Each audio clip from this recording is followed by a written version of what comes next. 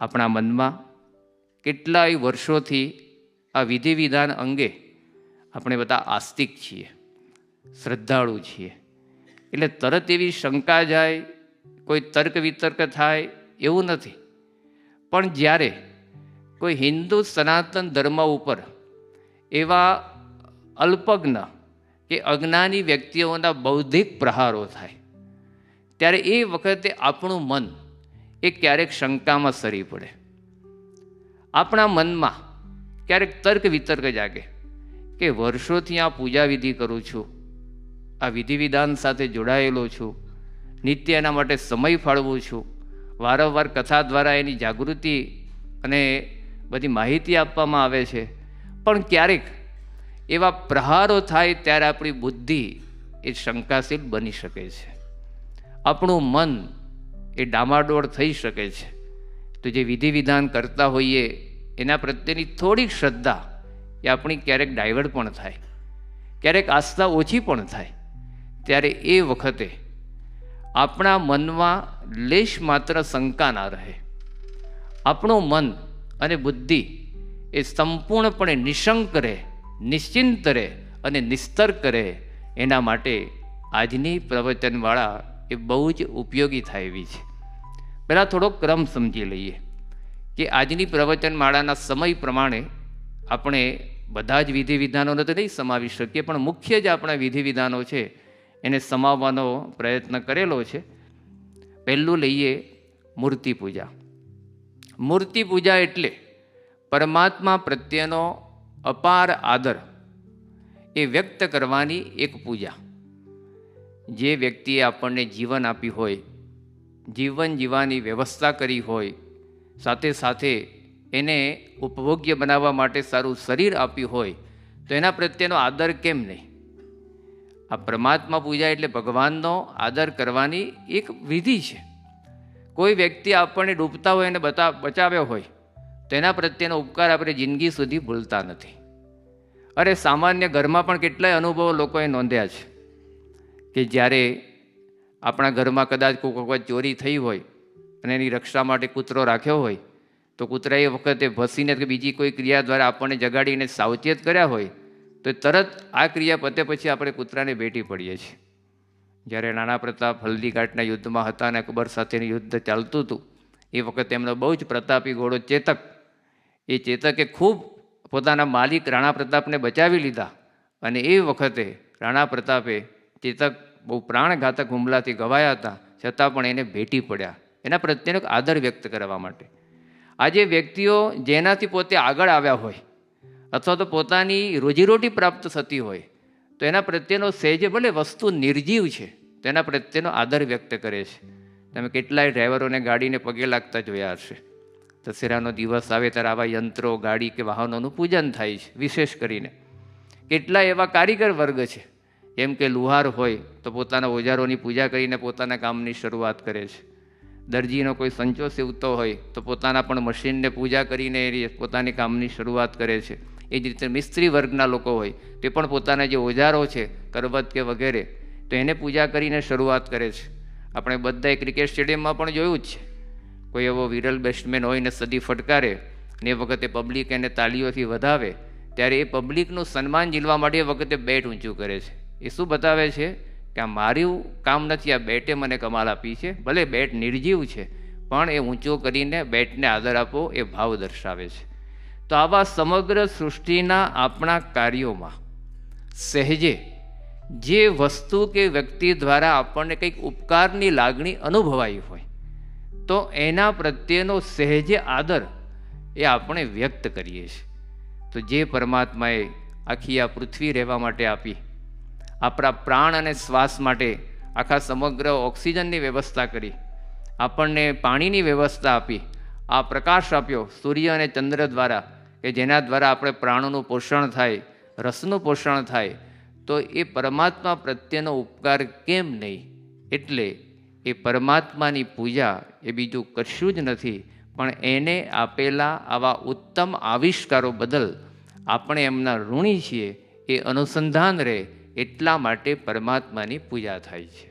માનવીય સ્વભાવ કેવો છે? ભૂલી જાય છે.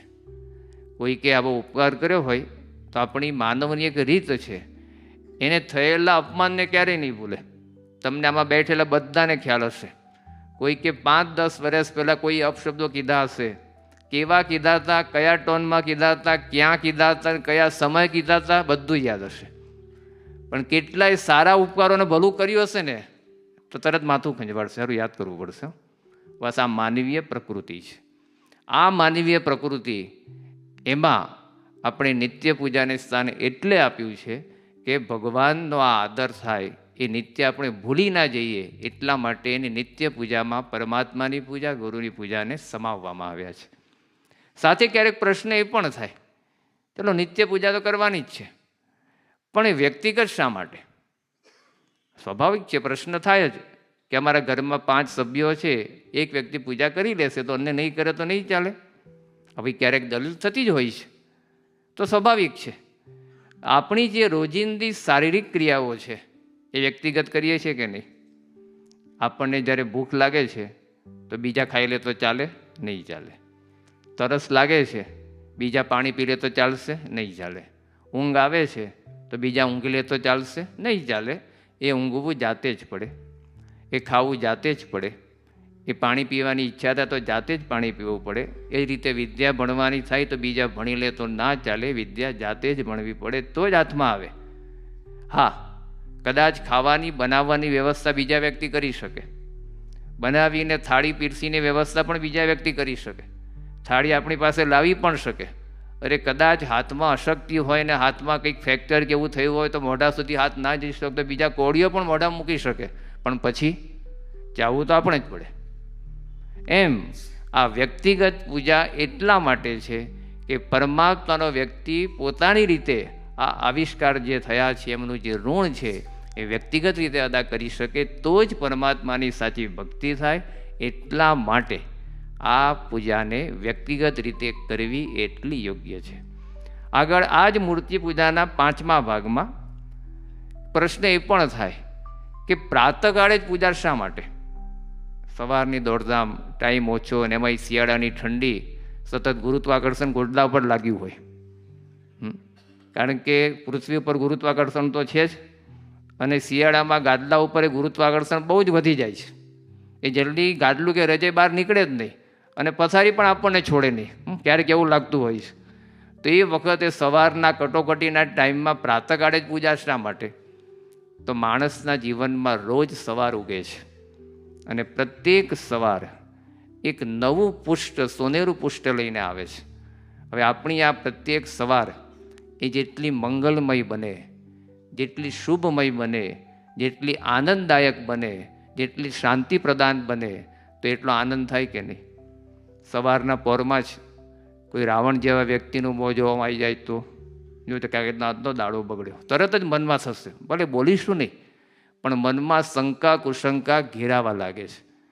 તો પ્રાતઃકાળમાં જ આવા પરમાત્મા અને પરમાત્મા તુલ્ય ગુરુના મુખના દર્શન થાય, એમની મૂર્તિ પૂજા થાય, તો પછી જે જીવનના દિવસના બાકીના કાર્યો છે એ શુભમય થાય, આનંદદાયક થાય, શાંતિ પ્રદાન કરનારા બને, અને સાથે સાથે જીવનનો પ્રત્યેક દિવસ એ આપણને ઉત્સવ તુલ્ય માહોલ ખડો કરી આપે. એટલા માટે આ ભગવાનની પૂજા એ સવારે પ્રાતઃકાળે જ કરવામાં એ વધારે યોગ્ય છે. તો મૂર્તિ પૂજા સંબંધી જે કંઈ આ જાણકારી એ આપણે પ્રાપ્ત કરી. હવે બીજા વિધિ વિધાન તરફ જઈએ છીએ, એ પણ એટલું જ ઉપયોગી છે, અને એ છે આરતી. આરતી પણ પ્રાતઃકાળની અને સંધ્યાકાળની 2 આરતી મુખ્ય છે. આપ સર્વેને વિદિત છે કે જ્યારે શિખરબદ્ધ મંદિર હોય ત્યારે આ સંપ્રદાયની પરંપરા અનુસાર 5 આરતીને સ્વીકારવામાં આવી છે. જે હરિમંદિર હોય ત્યાં 2 સમયની આરતી થાય છે. તો આરતી શા માટે?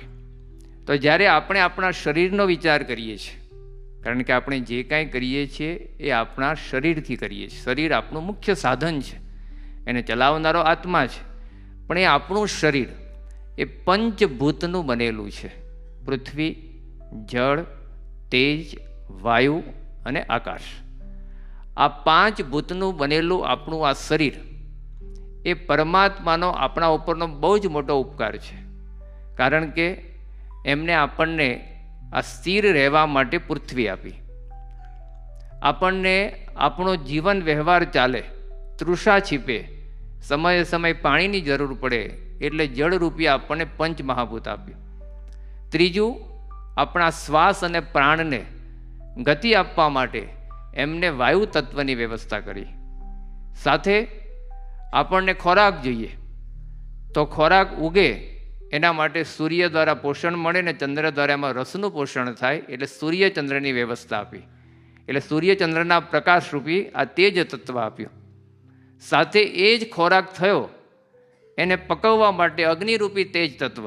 અને એથી પણ વિશેષ ખોરાક જ્યારે શરીરમાં ગયો ત્યારે શરીરમાં પણ અંદર રહેલો જઠરાગ્નિ એ એને પચાવે છે. એમ સૂર્યપ્રકાશનો અગ્નિ, બહારનો પકવવાનો અગ્નિ અને અંદર રહેલો જઠરાગ્નિ, આ બધા તેજ તત્વના ભાગ છે. તો આ તેજરૂપી મહાભૂત આપ્યું. અને સાથે આપણે હલનચલન કરી શકીએ, ગતિ કરી શકીએ એના માટે અવકાશ આપ્યો. તો આ રીતે પંચ મહાભૂત પૃથ્વી, જળ, તેજ, વાયુ અને આકાશ, આ પંચ મહાભૂત એ ભગવાને આપેલી ઉત્તમ ભેટ છે.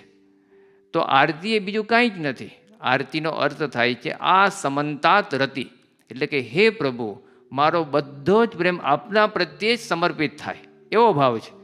તો આરતીની આ વિધિ દ્વારા, આરતી રૂપી આ વિધિ વિધાન દ્વારા આપણે પરમાત્માએ આપેલા જે પંચ મહાભૂત એને પ્રતીક રૂપે અર્પણ કરીને એમના પ્રત્યેનો આદર અને કંઈક ઋણ આપણે એમને અર્પણ કરી શકીએ એ ભાવથી આરતી થાય છે. હવે આરતીની વિધિ વિધાનમાં આવીએ તો આરતીમાં જે આરતીની જ્યોત છે એ તેજ તત્વના પ્રતીક રૂપે છે. આરતીમાં આરતી થયા પછી શંખ દ્વારા જળનું આવર્તન કરવામાં આવે છે, એ જળ તત્વના પ્રતીક રૂપે છે. આગળ આવ્યું વાયુ તત્વ. તો વાયુ તત્વ જ્યારે ધૂપ થાય છે એ અગરબત્તી દ્વારા એ વાયુ તત્વના પ્રતીક રૂપે છે. સાથે પૃથ્વી તત્વ એટલે શું? તો આરતી કર્યા પછી આપણે જ્યારે ભગવાનને દંડવત પ્રણામ કરવાની વિધિ છે એ પૃથ્વી તત્વના પ્રતીક રૂપે છે. પૃથ્વી, જળ, તેજ, વાયુ અને આકાશ. તો આકાશ તત્વ પણ એ રીતે ભગવાનને આપણે શંખ વગાડીને કેવી વિધિ દ્વારા એ અર્પિત કરીએ, શબ્દ આકાશનો ભાગ છે. તો આ રીતે પંચ તત્વના પ્રતીક રૂપે આપણે ભગવાનને આરતી દ્વારા એ ઋણ સ્વીકારની વિધિ કરીએ છીએ, એટલા માટે આરતી છે. આગળ ત્રીજા ભાગમાં આપણે જઈએ કે માનસી પૂજા કહો કે ધ્યાન કહો એ વગેરે શા માટે. આપણા અત્યારના આધુનિક સંશોધનો આ વાતની ઘણી બધી ગવાહી પૂરે છે. પણ આ મંત્ર જાપ, ધ્યાન, માનસી પૂજા આ વગેરે વિધિ વિધાનો કેવા છે કે જે આપણને સતત એક આત્મિક સુખની અને પરમાત્માના સુખની અનુભૂતિ કરાવવા માટે લઈ જાય છે. આ વિધિ વિધાનનો એક બહુ જ મહત્વનો હેતુ એ છે કે આપણું શરીર એ સાધન છે, શરીરને ચલાવનારું મન છે. આ મન જેટલું શાંત રહે, આ મન જેટલું પ્રસન્ન રહે, આ મન જેટલું સ્વસ્થ રહે, આ મન જેટલું મજબૂત રહે એ બહુ જ જરૂરી છે. જો આપણું મન થોડું ઘણું પણ ડિસ્ટર્બ થાય છે, અશાંત બને, આમ મજા ના આવે, અપ્રસન્ન રહે, એ મન મજબૂત ના હોય, નિર્બળ રહે, તો દરેકના જીવનમાં અનુભૂતિ હશે કે ગમે તેવો પહેલવાન જેવો સુદૃઢ શરીર ધરાવનારો વ્યક્તિ પણ સાવ માઇક આંગળો થઈને બેઠો હશે, કારણ કે ચલાવનાર મન છે, મન માંદું પડ્યું છે. તો માત્ર આપણું જીવન શરીરથી નથી ચાલતું, એને ચલાવનાર છે મન. એ મન જેટલું સ્વસ્થ, જેટલું પ્રસન્ન, જેટલું મજબૂત, જેટલું શાંત, જેટલું સક્રિય, તો શરીર તો સ્વસ્થ થઈ જશે. દિવસમાં 2 વાર આહાર લઈશું, શરીર સ્વસ્થ થઈ જશે. મનનો આહાર કયો? એ જે શરીરને ચલાવે છે મન, એને પણ સમયે સમયે આહારની જરૂર છે. એ આહાર દાળ ભાત રોટલી શાક નહીં ચાલે. એ મનના આહાર રૂપે આ વિડીયો ગેમ કે મોબાઈલ નહીં ચાલે. એ મનને શાંત રાખવા માટે, પ્રસન્ન રાખવા માટે, સ્વસ્થ રાખવા માટે આધ્યાત્મિકતા અપનાયા વિના છૂટકો જ નથી. અને એ આધ્યાત્મિકતાનો મનને સ્વસ્થ રાખવાનો એક બહુ જ અગત્યનો ભાગ એટલે આ ધ્યાન, માનસી પૂજા અને મંત્ર જાપ આ બહુ જ અગત્યનું છે. જ્યારે આપણે ભલે એક વિધિ વિધાન રૂપે કરીએ છીએ, પણ એના લાભ એ આપણા મન ઉપર બહુ જ થાય છે. પૌરાણિક શાસ્ત્રો, આપણા ભારતીય પરંપરાના શાસ્ત્રો આ અંગે આપણને બહુ જ સારું રૂપે આ ધ્યાન અને માનસી પૂજાને મંત્ર જાપ આપેલો છે. પણ આપણું મન કેવું છે? આપણે આધુનિક જમાનામાં જીવીએ છીએ. જ્યાં સુધી થયેલા બધા વિધિ વિધાનો કે પરંપરાથી ચાલતી આવતી આ વિધિઓ એને વૈજ્ઞાનિક પુરાવો મળે તો આપણું મન સ્વીકારે. આ દરેકનો અનુભવ છે. હવે આ વિધિ વિધાનો તો થયે હજારો અને લાખો વર્ષ થયા. ત્યારથી આ સંસ્કૃતિની અંદર જીવંત રૂપે આવતા રહ્યા છે. સંશોધનો ઘણા મોડા પણ થાય, પણ એ સંશોધનો જ્યારે થાય આપણે તારું મન એને વધારે સ્વીકાર્ય બને છે. એટલે આ જે 3 વસ્તુ છે, ધ્યાન, માનસી પૂજા અને મંત્ર જાપ, એને થોડાક વૈજ્ઞાનિક દ્રષ્ટિકોણથી સમજવાનો પ્રયત્ન કરીએ, જેથી આપણા આ વિધિ વિધાન એ કેટલા 100% વ્યવહારિક છે, 100% સત્ય છે, 100% વૈજ્ઞાનિક છે અને એથી 100% આધ્યાત્મિક છે, એની વિશેષ પ્રતીતિ આવશે. પહેલું લઈએ છીએ આ માનસી પૂજા. માનસી પૂજા એટલે ભગવાન અને ગુણાતીત સંતને એમના વિશેષ એવા મનન અને સ્મૃતિ દ્વારા આપણે એમના નિત્ય સાનિધ્યનો અનુભવ કરવા માટેની એક વિધિ છે. થોડા વર્ષો પહેલાં બલ્ગેરિયા દેશમાં 3જા ધોરણના ભણતા બાળકો ઉપર પ્રયોગ કરવામાં આવ્યો. પરદેશનો પ્રસંગ છે, બલ્ગેરિયા દેશનો. આ 3જા ધોરણના એ સ્કૂલના બાળકો પર પ્રયોગ કર્યો. એ બધાને ખુરશી પર બેસાડ્યા અને એમને કીધું કે તમારા જીવનમાં કોઈ આનંદની પળ આવી હોય, તમને બહુ જ મજા પડી હોય. બાળકો તો નાના હતા એટલે આને મજા શબ્દ સાથે વધારે સંબંધ, કે તમને બહુ જ મજા આવી હોય, તમે બહુ જ આનંદ વ્યક્ત કર્યો હોય, એવી કોઈ ઘટના કે પ્રસંગને તમે આંખો બંધ કરીને યાદ કરો. પછી આગળ એવું પણ કીધું કે કદાચ ચલો બધાના જીવનમાં આવો પ્રસંગ ન બન્યો હોય તો તમે એવી કલ્પના ઊભી કરો માનસિક રીતે કે તમે સમુદ્ર કિનારે છો, બહુ સુંદર વાતાવરણ છે, સમુદ્રના સુંદર શાંત અવાજના મોજા તમારી સામે આવે છે અને તમે એકદમ આનંદ અને દિવ્ય પળોમાં છો. એ તમે એક માનસિક આવી એક અનુભૂતિ ઊભી કરવામાં આવી બાળકોને. અને પછી એ લોકોને પ્રાણાયામ કરાવવામાં આવ્યા અને પછી જે રિઝલ્ટ નોંધવામાં આવ્યું, આ બાળકો હતા 3જા ધોરણના, પણ બધાની એક માનસિક સ્વસ્થતામાં બહુ જ મોટો ફેરફાર નોંધાયો. આ 3જા ધોરણના ભણતા બાળકોને આવી એક માનસિક અનુભૂતિ કરાવી એમને 7મા ધોરણના ગણિતના દાખલા આપવામાં આવ્યા. હવે ક્યાં 3જું ધોરણ અને ક્યાં 7મું ધોરણ, બંને વચ્ચે 4 ધોરણનો ડિફરન્સ. નાના બાળકો 3જા ધોરણના 7મા ધોરણના ગણિતના દાખલા ગણી પણ ના શકે.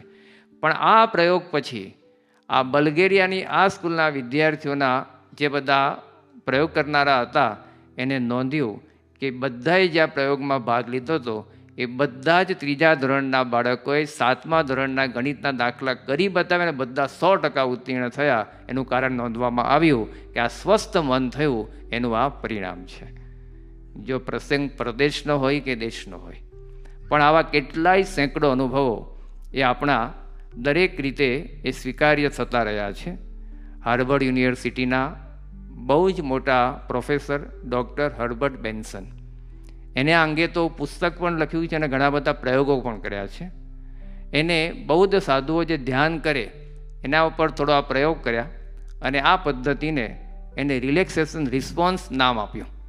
અને આ પ્રયોગ દ્વારા એને નોંધ્યું કે જ્યારે આ રીતે આ બધા દર્દીઓને ધ્યાનમાં બેસાડીએ છીએ અને એમને એવું કહીએ છીએ કે તમે ચિંતા મુક્ત થઈ જાઓ, તમારા મનમાં કે એવી કોઈ ચિંતા કે દુઃખના પ્રસંગોને દૂર કરી દો, તમે માનસિક રીતે એકદમ સ્વસ્થ છે એવો અનુભવ કરો અને પછી ચોક્કસ શબ્દો દ્વારા એમના મનનું ધ્યાન કેન્દ્રિત કરાવવામાં આવ્યું. 20 મિનિટ સુધીની આ વિધિ આ ડૉક્ટર હર્બર્ટ બેન્સને કરી અને પછી એને જે તારણ નોંધ્યું કે સવાર અને સાંજ આવી રીતે 20 મિનિટ આવી ધ્યાન કે માનસી પૂજા જેવી વિધિ કરાવવામાં આવે છે તો ચોક્કસ પ્રકારના આલ્ફા વેવ ઉત્પન્ન થાય છે, જેનાથી મગજના કોષોને 25%થી વધારે લોહી પ્રાપ્ત થાય છે, મગજ વધારે સ્વસ્થ થાય છે. એટલું જ નહીં, આપણા શરીરનું મુખ્ય અંગ હૃદય, એના ધબકારા બહુ જ નિયંત્રિત રીતે થાય છે. ત્રીજું કારણ પણ એને નોંધ્યું કે લોહીનું જે દબાણ છે એ પણ વધુ સારી રીતે નિયંત્રિત થાય છે, એટલે કે મન અને શરીર બંનેને સ્વસ્થ રાખી શકે એવી આ યૌગિક પ્રક્રિયા ધ્યાન અને માનસી પૂજા છે. એને તો ત્યાં સુધી નોંધ્યું કે વ્યક્તિ આનાથી તણાવમુક્ત થાય છે, એ શાંતિ અનુભવે છે, અને એથી પણ વિશેષ જે અમુક કુટેવો કે પ્રકૃતિએ ટાળી ના શકતા હોય, એટલો નિર્બળ થયો હોય, પણ એને ટાળવા માટે એ મજબૂત બની જાય છે. ત્યાં સુધીના ફેરફાર એને નોંધ્યા, અને આ પછી અનુભવોને આધારે એને 1996ની સાલમાં આખું પુસ્તક લખ્યું. પુસ્તકનું નામ છે ટાઈમલેસ હિલિંગ. એ પુસ્તકમાં એને આશ્ચર્યકારક અનુભવો નોંધ્યા, અને પછી એને એક અદ્ભુત વિધાન લખ્યું કે આ 20 મિનિટના સવારે અને સાંજના ધ્યાન અને માનસી પૂજાને આધારે વ્યક્તિ એટલી બધી સ્વસ્થતા, પ્રસન્નતા અને પ્રફુલ્લિતતા પ્રાપ્ત કરે છે કે તમે 8 કલાક સુધી પ્રગાઢ નિદ્રા લો, અને જે તમને સ્વસ્થતા અને પ્રસન્નતાનો અનુભવ ના થાય એ આ 20 મિનિટના સવારે અને સાંજથી થાય છે. એ જ આપણી ધ્યાન અને માનસી પૂજા. એને કોઈ ત્રિકાળ સંધ્યા કે એને કોઈ ભગવાનના સ્મરણ કરાવતી ચેષ્ટા કે અથવા તો આપણી નિત્ય પૂજાના ભાગરૂપે ધ્યાન કે માનસી પૂજા કહો, આ બધા શબ્દો અલગ છે, પણ વૈજ્ઞાનિક પુરવાર દ્વારા આ વ્યક્તિએ પુરવાર કરીને બતાવ્યું કે બહુ જ યોગ્ય છે શરીરને અને મનને સ્વસ્થ રાખવા માટે. ત્યારે આપણને સમજાય કે આપણી પરંપરાના વિધિ વિધાનો એ કેટલા બધા 100% વૈજ્ઞાનિક, 100% વ્યવહારિક, 100% આધ્યાત્મિક અને 100% વાસ્તવિક છે. બીજું એવું અંગ લઈએ છીએ મંત્ર જાપ. આપણે બધા જ મંત્ર જાપ કરીએ છીએ. મંત્ર જાપ એના પણ ઘણા બધા સંશોધનો એ થયેલા છે. આપણા સનાતન હિન્દુ ધર્મનું એક બહુ જ અગત્યનું વિધિ વિધાન છે મંત્ર જાપ. જે તે ઈષ્ટદેવને માનતા હશે એ ઈષ્ટદેવના મંત્ર કે હિન્દુ સનાતન ધર્મનો મુખ્ય મંત્ર ઓમ, એનું રટણ કરીને ઘણા બધા સાધના કરતા હોય છે. થોડા વર્ષો પહેલાં 1995ની સાલમાં બેંગ્લોરમાં વિવેકાનંદ કેન્દ્ર યોગ રિસર્ચ ફાઉન્ડેશન દ્વારા એ બહુ જ સારું સંશોધન થયું, અને Indian journal of philosophy and pharmacology એ પ્રકાશિત એ ગ્રંથમાં એના લેખો પ્રકાશિત થયા. એમાં વૈજ્ઞાનિકોએ નોંધ્યું કે ઓમ શબ્દનું ઉચ્ચારણ કરવાથી આપણા મનુષ્યના શરીરમાં હૃદયના ધબકારાનો દર બહુ જ નિયંત્રિત રીતે થાય છે. વ્યક્તિ બહુ જ ઊંડું રિલેક્સેશન અનુભવે છે, વધુ જાગૃતતા કહેતા એલર્ટનેસ અનુભવે છે. અને સાથે સાથે આ જ સંસ્થાએ 3 વર્ષના બીજા સંશોધનો કરીને પછી કર્યું કે એનાથી હૃદય અને શ્વાસની પ્રક્રિયા એ બહુ જ સારી રીતે નિયંત્રિત થાય છે. સાથે એ પણ નોંધ્યું કે આવા પવિત્ર શબ્દોનો જપ કરવામાં આવે જેને આપણે મંત્ર કહીએ છીએ. અત્યારે બધા મોટાભાગના સ્વામિનારાયણ સંપ્રદાયના બેઠા સ્વામિનારાયણ મંત્ર જપીએ છીએ. કોઈ વૈષ્ણવ હોય, કોઈ અન્ય સંપ્રદાયના હોય તે મંત્ર જપતા હશે. તો પવિત્ર શબ્દના જપથી જ આ અનુભૂતિ થાય છે. સાથે એમને બીજું એ પણ નોંધ્યું કોઈ અર્થહીન શબ્દના જપથી આવી કોઈ અનુભૂતિ થતી નથી. એટલે આ મંત્ર જાપ એ વધારે પ્રમાણભૂત અને વાસ્તવિક છે અને વધારે લાભદાયક છે. આવા જ બીજા સંશોધનો એ ડૉક્ટર ન્યુનબર્ગ કરીને બહુ જ મોટા ડૉક્ટર, એને કીધું કે જ્યારે આવા મંત્ર જાપના વિધિ વિધાન દ્વારા વ્યક્તિ મંત્ર જાપ કરે છે ત્યારે સ્વથી બહાર આવીને કોઈ પરમ અને મહાન અસ્તિત્વ તરફ જતો હોય અને એને જોડે છે, એની સાથે એ જોડાય છે. આ જ ડૉક્ટર ન્યુનબર્ગે આ પુસ્તક લખ્યું મિસ્ટિકલ માઇન્ડ.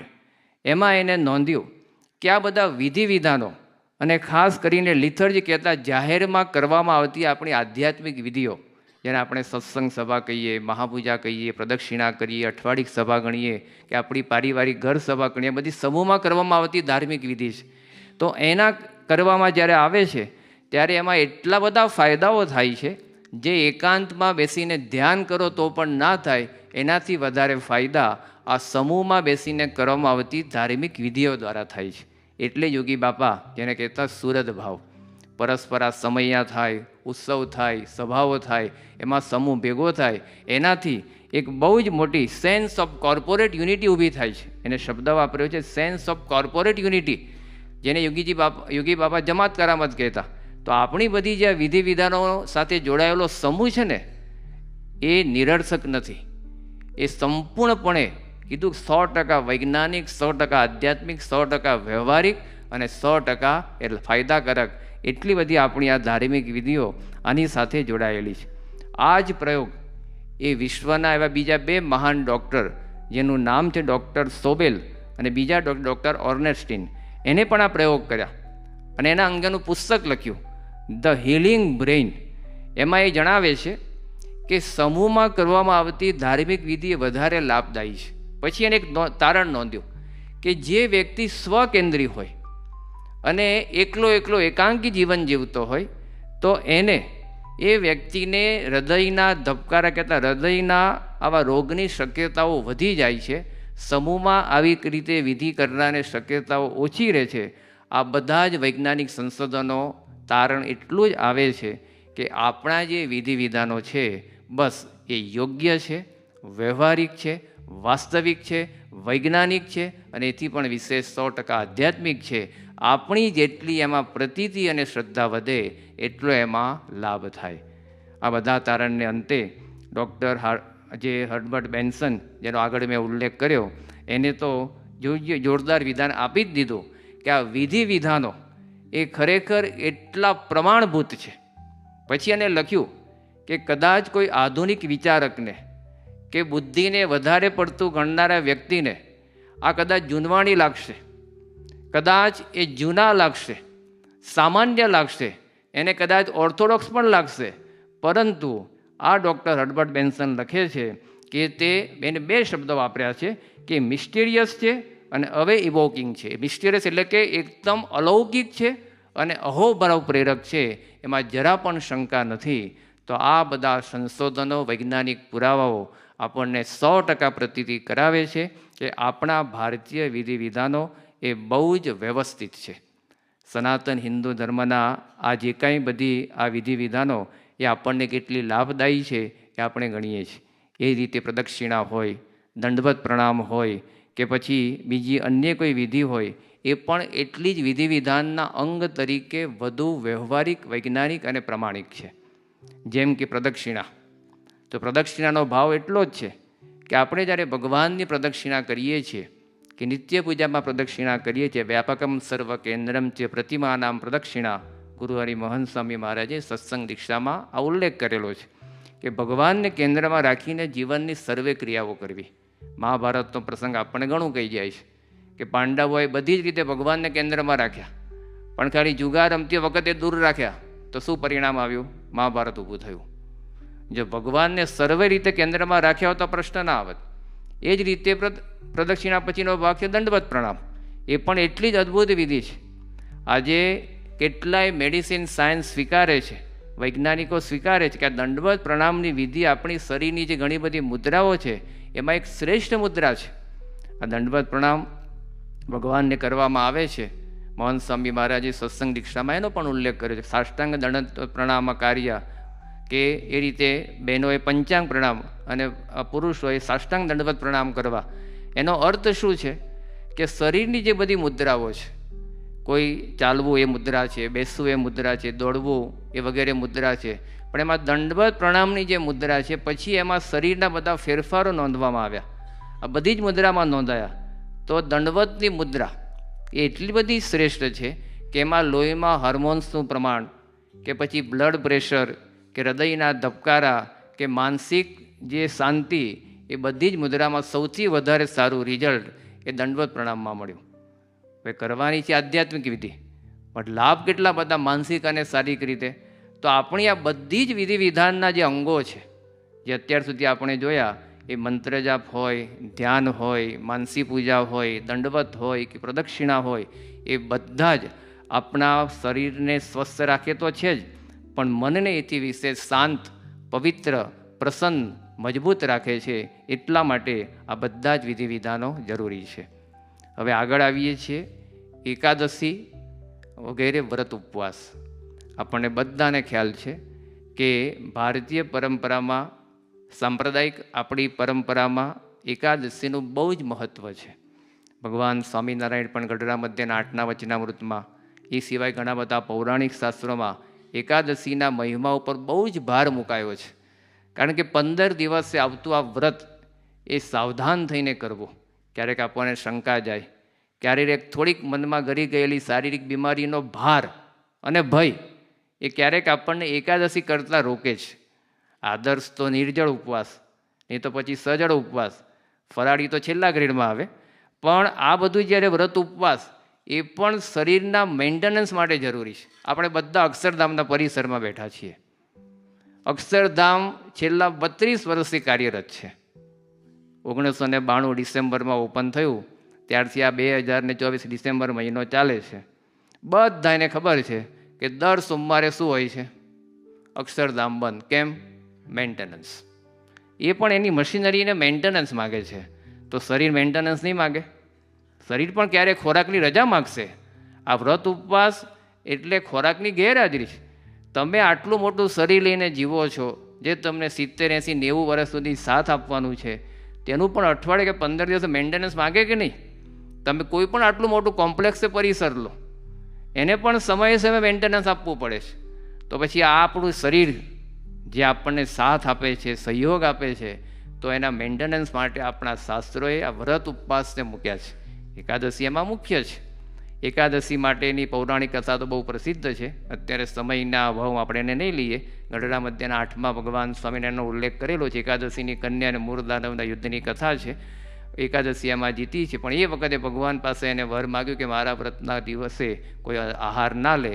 એટલા એકાદશી વ્રતથી વ્રતમાં 24 અલગ અલગ નામથી કામિની એકાદશી, સફલા એકાદશી, પવિત્ર એકાદશી, મોક્ષદા એકાદશી વગેરે જે પદ્મ પુરાણમાં એના બધા નામો આપવામાં આવ્યા છે. ત્યાં ગરુડ પુરાણમાં તો ત્યાં સુધી કીધું છે કે એક પલ્લામાં તમે આખી પૃથ્વીનું દાન કર્યું હોય એ એક મૂકો, અને બીજા પલ્લામાં એક એકાદશીનું વ્રત મૂકો, તો એકાદશીના વ્રતનું પલ્લું એ ભારે થઈ જાય એટલું પુણ્યશાળી આ વ્રત એ એકાદશી છે. તો આપણને સમજાય કે આપણા વિધિ વિધાનો, આ વ્રત ઉપવાસ એ ખરેખર બહુ જ અગત્યના છે. આ સામાન્ય નથી. સાથે સાથે આપણને પ્રતીતિ એ પણ થાય કે આ બધા ઉપવાસ અને વ્રત બધું કરીએ છીએ એ એટલા જ વ્યવહારિક, વૈજ્ઞાનિક અને આધ્યાત્મિક છે. ડૉક્ટર શેલ્ટન કરીને બહુ જ પ્રસિદ્ધ લેખક થયા, ડૉક્ટર હતા. એને પુસ્તક લખ્યું છે fasting can save your life, કે ઉપવાસ તમારા જીવનને એ ખૂબ સારી રીતે બચાવી શકે છે. સેવ યોર લાઈફ, તમારા જીવનને બચાવી શકે છે. આ અને સાથે બીજા ડૉક્ટર એલિક્સ સિક્સે પણ ઉપવાસના પ્રયોગ કર્યા. એને લખ્યું છે કે જ્યારે વૃદ્ધાવસ્થા આવે છે ત્યારે અંગો નબળા પડે છે, અંગ શિથિલ થાય છે, અશક્તિ વધતી જાય છે, પણ આ ઉપવાસ દ્વારા એ નબળાઈ અને અશક્તિ ઓછી રહે છે. એટલું જ નહીં, આયુષ્ય વધે છે. એવા પ્રયોગો આ ડૉક્ટરે પુસ્તકમાં લખ્યા છે. આપણું તો આયુર્વેદ સમજાવે જ છે કે લંઘનમ પરમમ ઔષધમ. લંઘન એટલે ઉપવાસ, આહાર છોડી દેવો.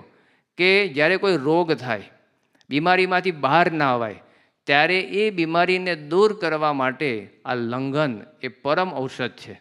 બધાએ નોંધ્યું હશે, જ્યારે પશુ, પંખી કે પ્રાણી જ્યારે બીમાર પડે છે ને ત્યારે જોજો એ થોડોક સમય આહારને છોડી દે છે. ખાલી એક જ આપણે વધારે લે છે, દવા ખાતો જાય ને આહાર લેતો જાય. પણ આ વ્રત ઉપવાસ એના હું 2 જ દાખલા સમજાવું, જે બહુ પ્રસિદ્ધ દાખલા. ઇંગ્લેન્ડના ડૉક્ટર હેનરી ટેનર કરીને થઈ ગયા, એલોપેથીના ડૉક્ટર હતા. પ્રસંગ છે ઈસવીસન 1877ની સાલનો. આ વ્યક્તિને રોગ થયો, પોતે એલોપેથી ડૉક્ટર, એટલે એલોપેથી દવાઓ કરી, રોગ મટ્યા જ નહીં. અને પછી એટલા બધા કંટાળી ગયા રોગથી કે હવે આપઘાત કરીને જીવન ટૂંકાવી દેવું. ડૉક્ટર છે પણ જો માનસિક રીતે કેટલા કદાચ નબળે એટલે આપઘાત તરફ પડ્યા. પણ એ આપઘાત કરવાનો ઉપાય શું વિચાર્યો? ખાવાનું છોડી દીધું. બસ ખાવાનું છોડતા છોડતા શરીર પડી જાય એ જ એનો આપઘાત એણે ગણી લીધો. એમ કરતાં કરતાં 42 દિવસ થયા, આહાર લીધો જ નહીં. રિઝલ્ટ શું મળ્યું? એ તો મર્યા નહીં, પણ રોગ મરી ગયો. આ એને પુસ્તકમાં લખ્યું છે. ડૉક્ટર હેનરી ટેનર, આ પ્રસિદ્ધ ડૉક્ટર, એલોપેથી ડૉક્ટર. આનો અનુભવ, બીજો અનુભવ. એવા જ ડૉક્ટર જેક ગોલ્ડસ્ટન, અમેરિકાના ફૂડ સ્પેશિયાલિસ્ટ. પ્રસંગ છે 1958ની સાલનો. એને પણ શરીરમાં બહુ જ ભારે બીમારી આવી, મરડો થયો, લોહીયુક્ત ઝાડા, ચૂંક વગેરેથી એટલા બધા આમ ગ્રસિત થઈ ગયા. દવાઓ લીધી પણ કોઈ ફેરફાર ના થયો. પછી એને નક્કી કર્યું કે ઓપરેશન કરી મોટું આંતરડું કાઢી નાખવું. હવે આવું જ્યારે આંતરડું નીકળી જાય ત્યારે આપણા શરીરના અમુક અંગો છે ફરીથી ડેવલપ થાય છે. પણ આવા બધા કિસ્સામાં એવું નોંધાયું છે કે આંતરડું 25-30% જ ફરીથી થોડુંક ડેવલપ થાય અને કદાચ ન પણ થાય. એટલે આની એક ગંભીરતા તો હતી જ, પણ આ બધી શક્યતાની વચ્ચે મૂંઝવણ રહેતી હતી અને જતા રહ્યા સીધા નિસર્ગોપચારના આવી રીતે ઉપચારના આરોગ્ય કેન્દ્રમાં. ત્યાં બધું કશું જ નહીં, એમને પાણી જેવા પ્રવાહી ઉપર રાખ્યા, 43 દિવસ સુધી આવું કર્યું અને સંપૂર્ણપણે રોગમુક્ત થયા. હતા ફૂડ સ્પેશિયાલિસ્ટ ડૉક્ટર હતા, પણ છતાં આ પ્રયોગ જ્યારે કર્યો, લંઘન પ્રયોગ જેને આપણે વ્રત ઉપવાસ કહીએ છીએ, એ ક્યારેક એકાદશી રૂપે હોય, એકટાણા રૂપે હોય, ધારણાપાણા રૂપે હોય, ચાતુર્માસ રૂપે હોય, એ બધા જ જે આપણા વિધિ વિધાનો છે એ ખરેખર આપણા શરીર માટે સારા જ છે. માનસિક રીતે ક્યારેક નબળાઈ આપણે એવી હોય એટલે આપણને ક્યારેક આવું છે તેવું છે, મને તો બ્લડ પ્રેશર છે, મને ડાયાબિટીસ છે, એવા બધા દબાણ એ આપણને વ્રત ઉપવાસથી ક્યારેક છેતરી જાય, દૂર રાખે. પણ આ બધા પુરાવા વિધિ વિધાન એ આપણા જીવન માટે કેટલા બધા ઉપયોગી છે એ આપણને સમજાય છે.